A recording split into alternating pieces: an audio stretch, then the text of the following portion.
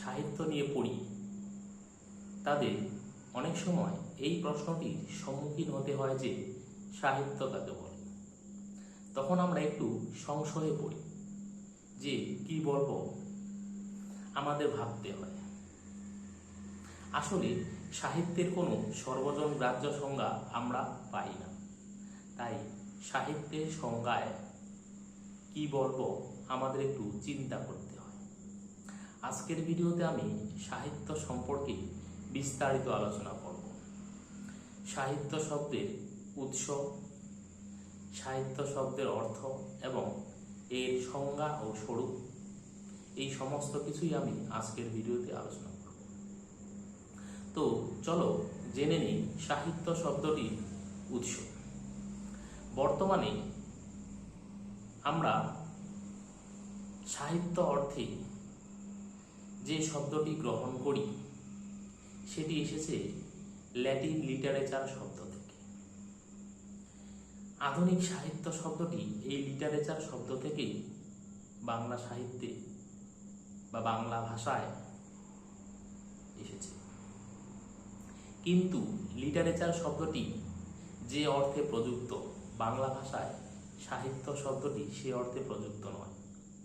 সেখানে লিটারেচার বলতে রান্না সংক্রান্ত বই, বিভিন্ন গাইড বুক, চিকিৎসা শাস্ত্র সম্পর্কিত বিভিন্ন বই, সবগুলিকে সাহিত্য বলা যায়।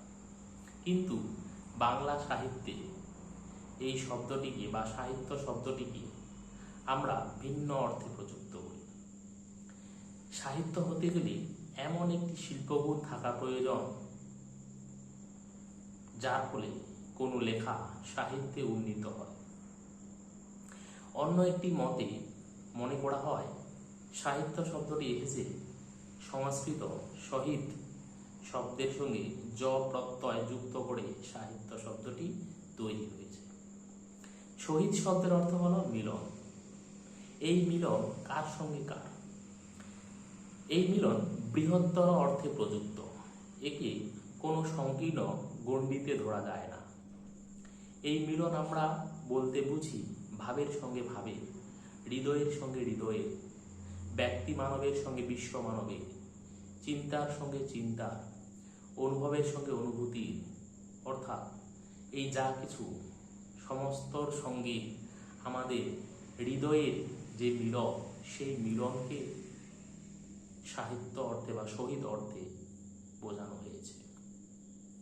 এবার আসি সাহিত্যের সংজ্ঞা নির্ণয়। সাহিত্যের সাধারণ একটি সংজ্ঞা আমরা নিজেদের মতো করে বলার আগে কয়েকজন বিখ্যাত মনীষী বা পণ্ডিতের দেওয়া সংজ্ঞাকে জেনে নেব।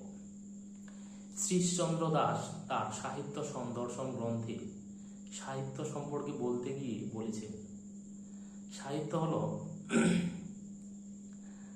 নিজের কথা, অপরের কথা এবং বাহ্য জগতের কথা। সাহিত্যিকের মনোবিনয় যে সুরের ঝংকার তলে, তারই শিল্পসঙ্গত প্রকাশ হল সাহিত্য।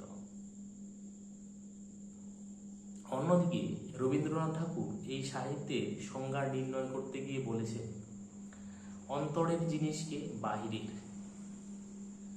ভাবের জিনিসকে ভাষায়, নিজের জিনিসকে বিশ্বমানবের এবং ক্ষণকালের জিনিসকে চিরকালের করিয়া তোলাই সাহিত্যিকের কাজ।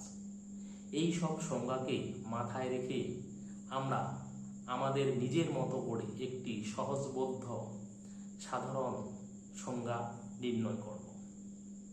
সাহিত্যকে বলা হয় সমাজের দর্পণ।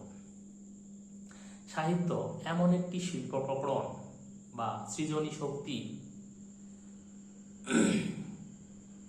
যা এই বাস্তব জগতের বিভিন্ন ঘটনাবলী, মানব মনের সুখ দুঃখ, হাসি কান্না, আনন্দ বেদনা, অনুভব অনুভূতি সমস্ত কিছুই লেখক বা সাহিত্যিকের মনোবিনয় যে ভাবের উদয়কে জাগরণ করে এবং সেই ভাবকে তিনি ভাষার এমন এক জাদুকরী শক্তিতে প্রকাশ করেন যা নিজের হয়েও বিশ্বমানবের হয়ে ওঠে এবং ক্ষণকালের হয়েও চিরন্তন সুরকে প্রকাশ করে।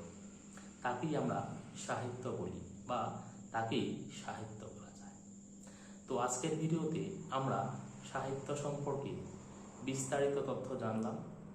এরকম নানা ভিডিও পেতে হলে অবশ্যই চ্যানেলটিকে লাইক এবং সাবস্ক্রাইব করবে, পাশে থাকবে।